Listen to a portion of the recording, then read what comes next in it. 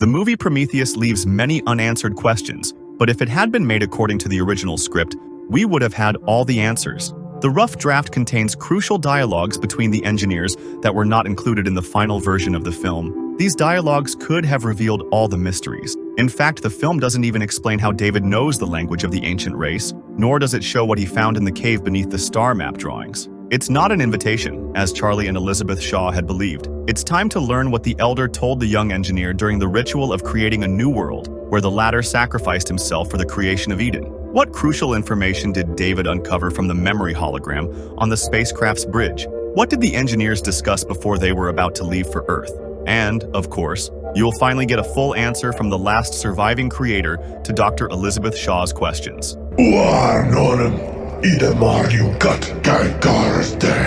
If you're curious about what's written on the walls in the hall with the massive stone head, make sure to watch the video until the end.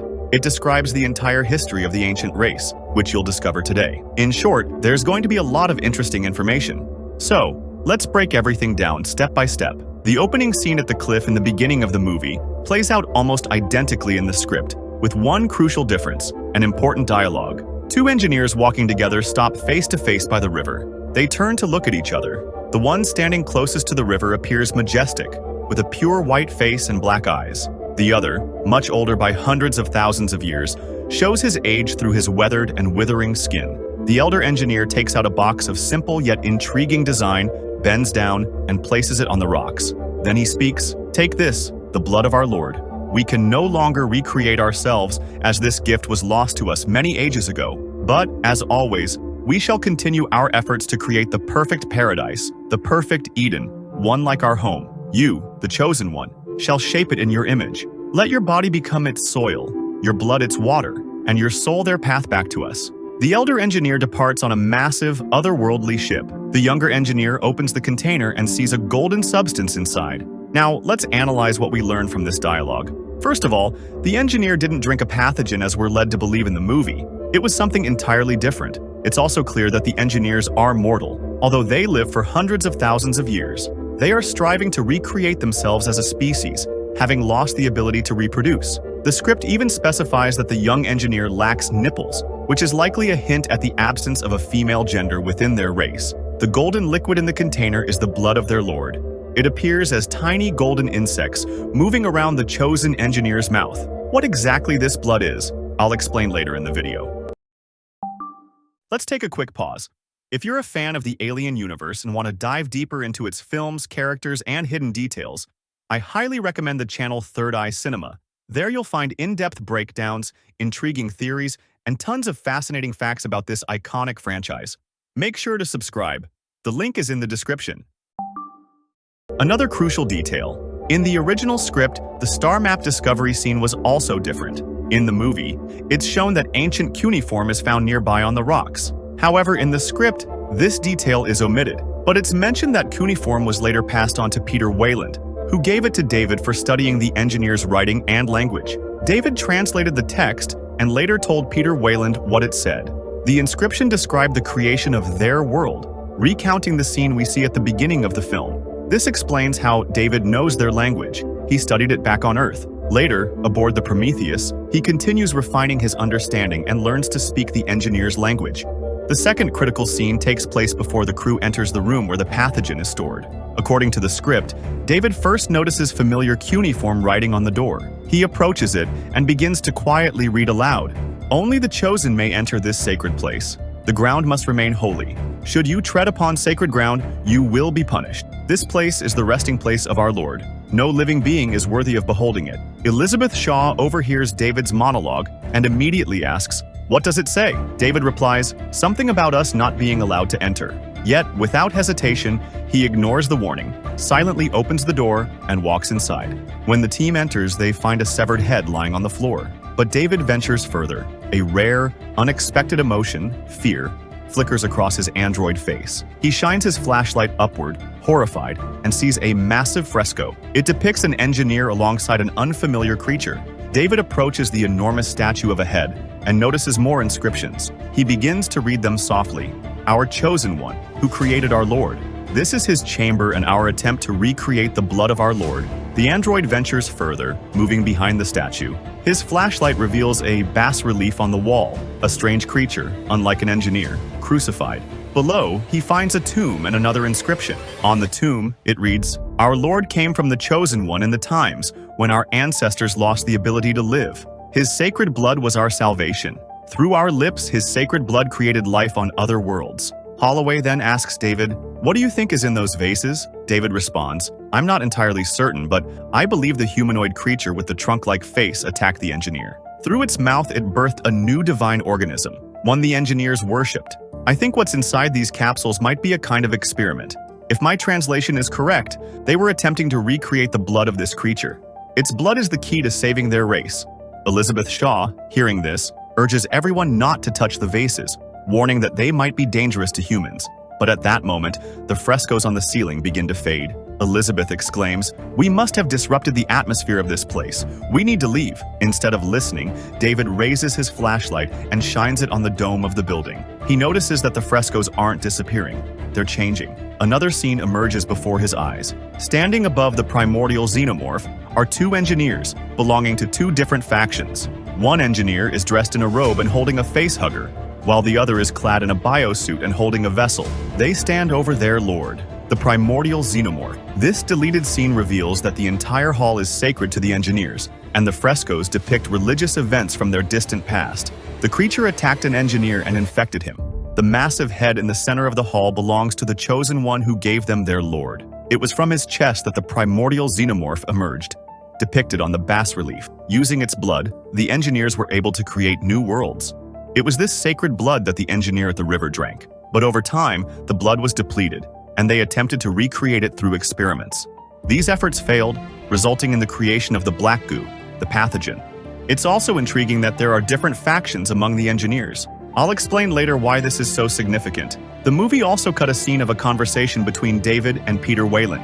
This exchange took place near the cryosleep capsule. A message appeared on the monitor with a single question. "What have you learned for me, David?" The android approaches the glass and places his hand against it. "Sir, I have bad news. It seems these beings could live up to 300,000 years. In the past, they were able to mate with each other, like humans. But at some point in their later history, they evolved and lost the ability to mate or reproduce. However, before this happened to them, the creators encountered a creature that implanted a foreign body into one of them. The creature emerged from the engineer, and they called it the Deacon. The engineers worshipped this Deacon, and after its death, they used its sacred blood to sow the seeds of life on other worlds. But apparently, the supply of this blood ran out, and they tried to recreate its genetic essence. However, instead of succeeding, they created something entirely different. And this something is what I have brought with me, sir." David goes on to share what he learned from the cuneiform he translated in the pathogen storage hall. He also mentions that he took one of the vases for study. Later, we see how the android uses the biological material he found. He mixes it into Charlie's drink to determine whether the pathogen is harmful to humans, and, most importantly, how it affects the body. This behavior was programmed into David by Peter Wayland himself, but we'll discuss this in greater detail later in the video. Prometheus was originally intended to serve as a prequel to the 1979 film Alien. The first script provides a clear explanation of what happened to the derelict spacecraft lying on the surface of LV-426. Do you remember the moment when David entered the ship's bridge and saw the memory hologram? This scene is described in great detail in the script. The android approaches the control panel and sees a massive throne, which begins to move. David starts pressing buttons, sits on the throne, and smiles. Suddenly, 4 holographic engineers appear on the bridge. They are not wearing helmets, and David, astonished, says, "They're just like humans." One of the group steps forward, approaches the control panel, and sits down. He picks up a flute and begins playing a simple melody. The interior of the spaceship lights up, and the control panel emits a bright green glow. The engineer then begins manipulating the buttons with his fingers, resembling someone playing the piano. 2 other engineers step aside and activate cryosleep capsules. Meanwhile, the 3rd engineer moves to another part of the control panel, sits down, and begins to speak. David moves closer, attempting to listen in. The first engineer asks, "Is everything in order? Are we ready for the journey to Eden?" By Eden, he means Earth. The second engineer, seated on the throne, replies, "Yes, but there is one problem. One of our ships has malfunctioned. It landed on a nearby moon, and a full quarantine was declared."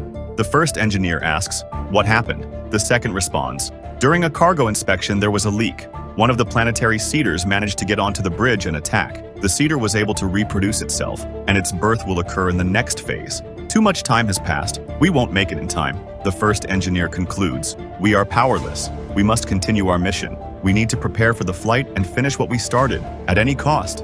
This dialogue is intriguing, revealing that more than one ship was meant to head to Earth. Additionally, it hints that each ship carried a different payload. One carried the pathogen, while others contained facehugger cocoons. Now it's time to move to the most important deleted dialogue, what the last surviving engineer said. David opens a massive door, and Peter Wayland, along with his team, enters a hall filled to the brim with pathogen vases. Dr. Elizabeth Shaw asks the android, "What's in these vases?" David replies, "You must be very careful. Your creators sought to conquer life but instead created death. These vases hold immense potential." Elizabeth presses further, "But why are they here?" David answers, "It's all for us. To create something, you must first destroy."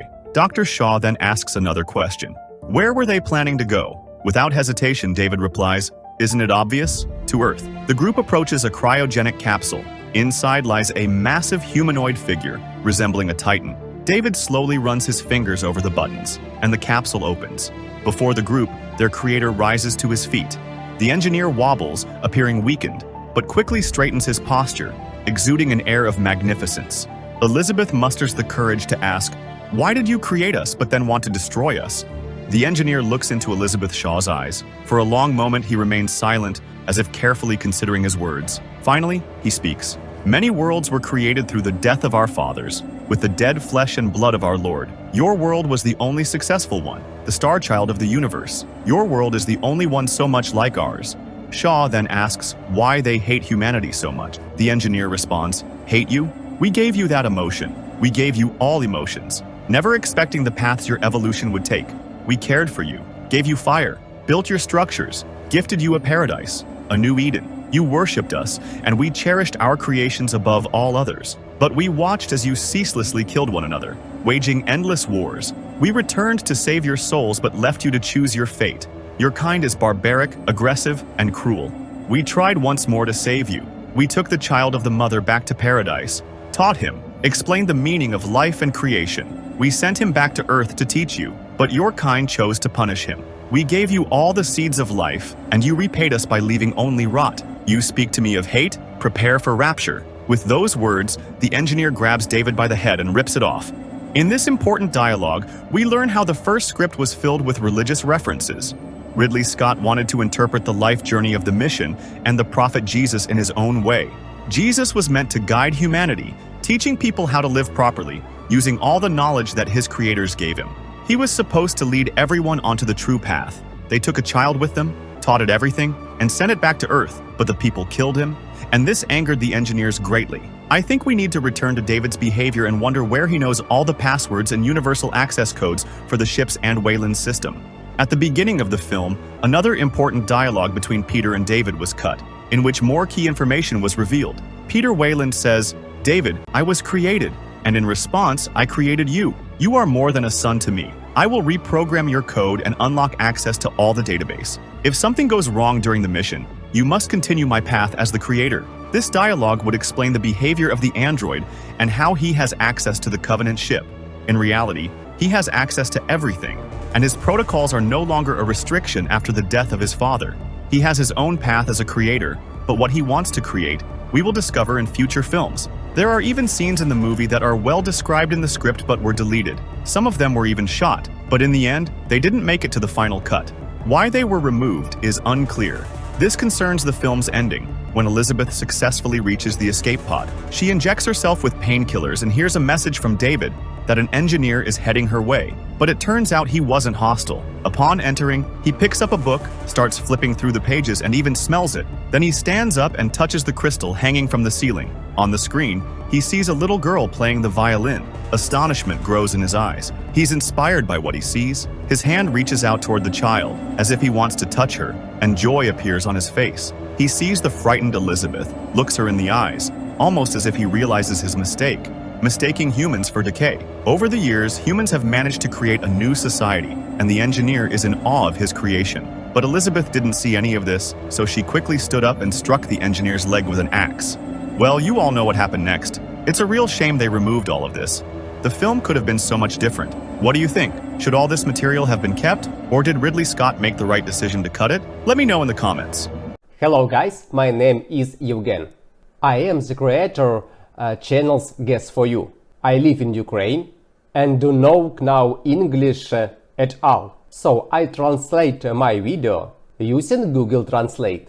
They are voiced by artificial intellects, but I make the scripts and the videos themselves manually. If you like my work, would like to support the channels, I will be very glad to receive feedback from you. Even $1. It's a lot of money for Ukraine. Thank you very much. I will not let you down. I promise. Goodbye.